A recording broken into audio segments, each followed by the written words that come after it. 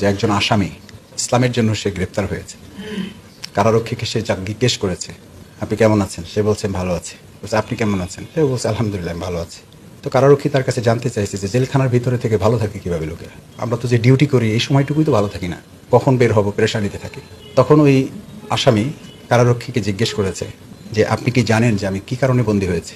সে বলেছে যে আমি জানি, আপনি আল্লাহর হুকুম আল্লাহর বিধান প্রতিষ্ঠিত করতে চেয়েছেন। বলছে আপনি যারা দিনে চাকরি করেন তার সম্পর্কে কি আপনি জানেন? বলছে হ্যাঁ আমি জানি, তিনি আল্লাহর আইনের সম্পূর্ণ বিপরীত কর্মকাণ্ড দিয়ে রাষ্ট্র পরিচালনা করেন।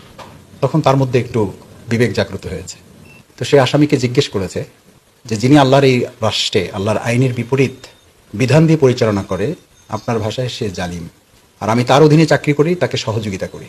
আচ্ছা আপনি কি মনে হয় আমিও কি জালিম? এটা বলে সে কিছুক্ষণ চুপ করে থাকলো। আর যাকে জিজ্ঞেস করেছে আসামি, সে কিছুক্ষণ চোখ বন্ধ করে থাকলো। একদম নিস্তব্ধ নিথর পরিবেশ। আসামি এবার জবাব দিল যে আল্লাহর আইনের বিরোধিতা করে সে হচ্ছে একরকম জালিম, যে তার সহযোগিতা করে সে হচ্ছে তার চেয়েও নীরব একজন ঘাতক প্রকৃতির জালিম।